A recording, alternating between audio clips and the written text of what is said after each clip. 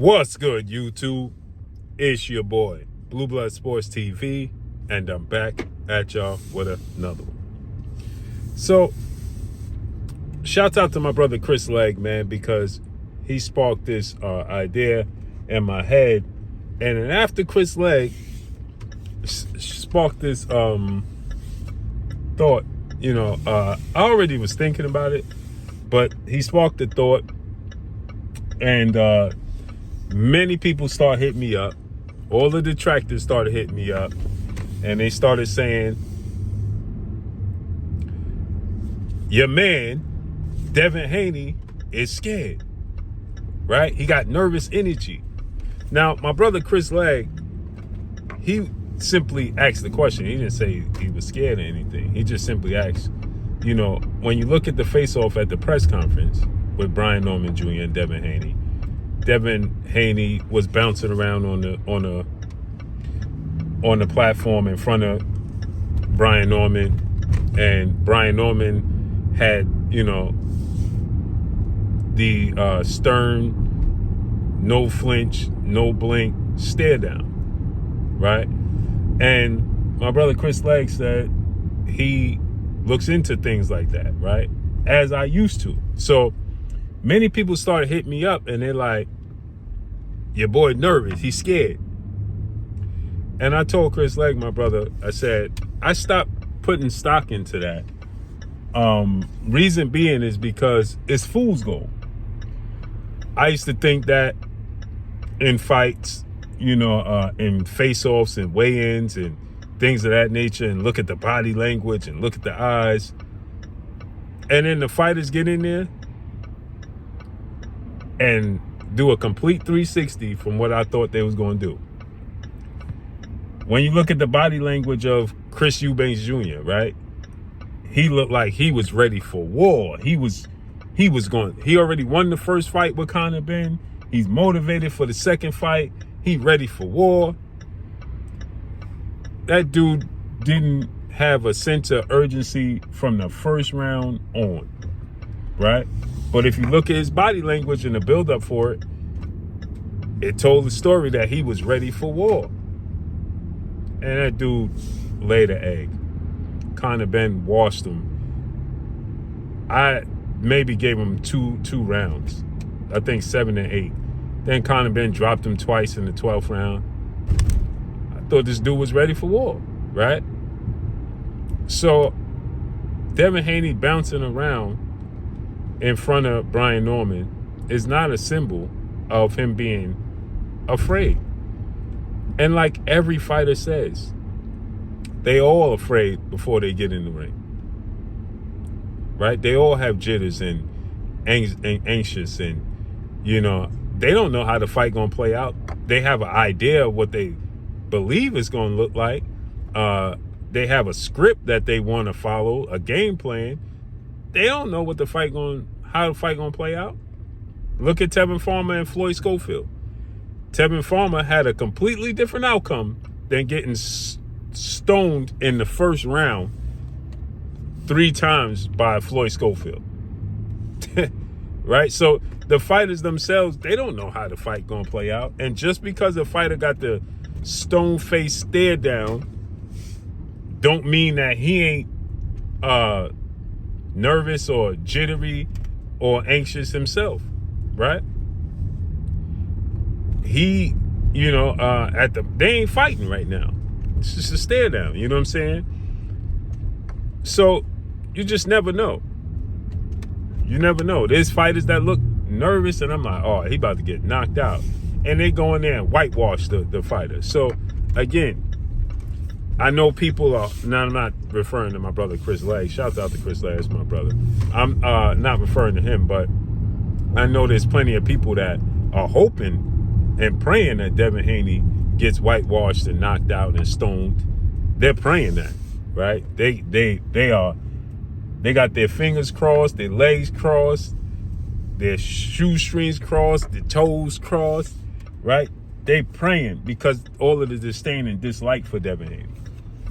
The moment I seen Devin Haney bouncing around and doing all these things, right?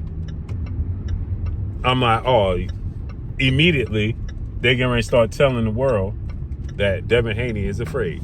I knew that was coming. And I'm in the barbershop. My brother Chris Legg asked me the question, sends me and him chopping it up. And then the floodgates open. Hey, your boy's scared. Your boy's scared.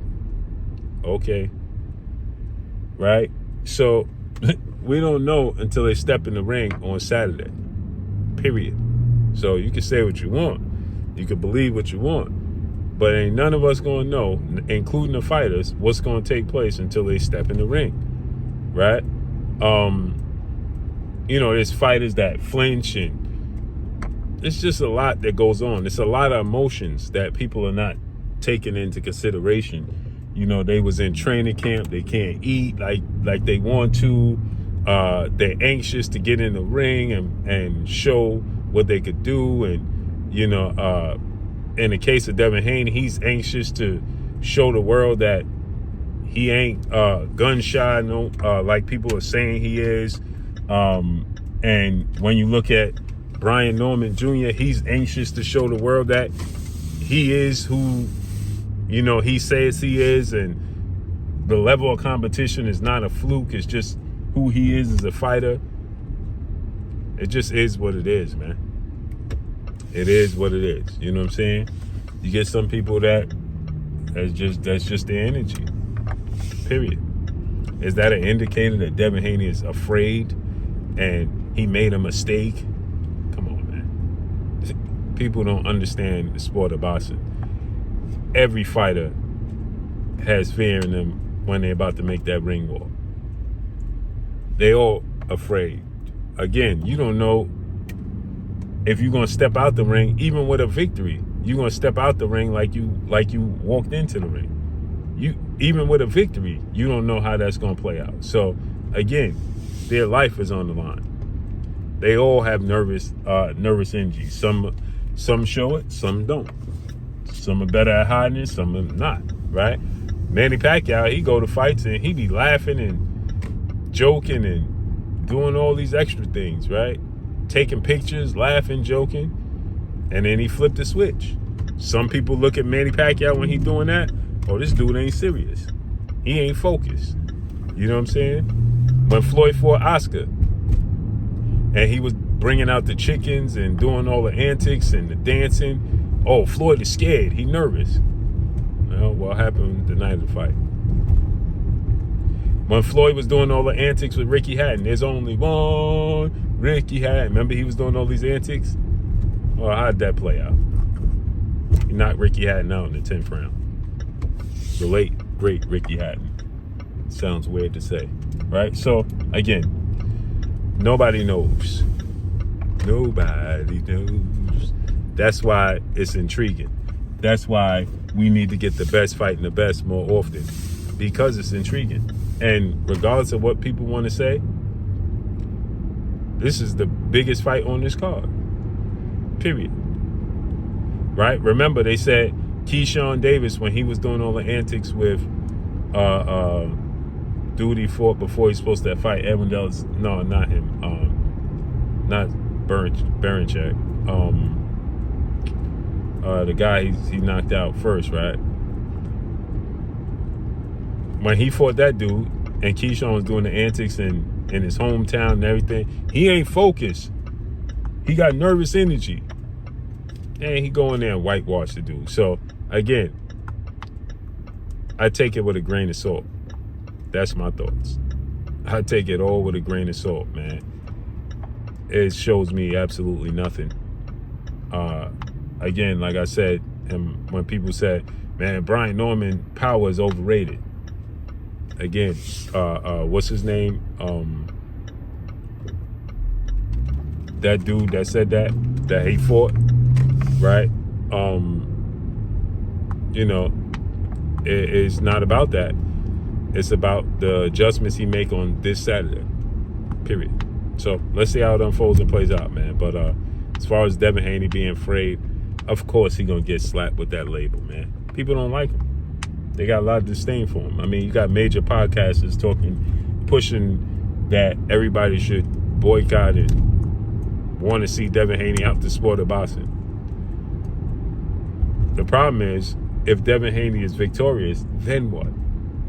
Then you did all of that, saying he's scared, saying he's pillow-fisted, saying he can't take a punch, saying he do. Now what? You're going to make up another excuse. So let's see how it unfolds and plays out, man. But let me know what y'all think. Follow me on Instagram at Blue Blood Sports TV, all one word. It's your boy Blue signing off. I'm gone. Peace.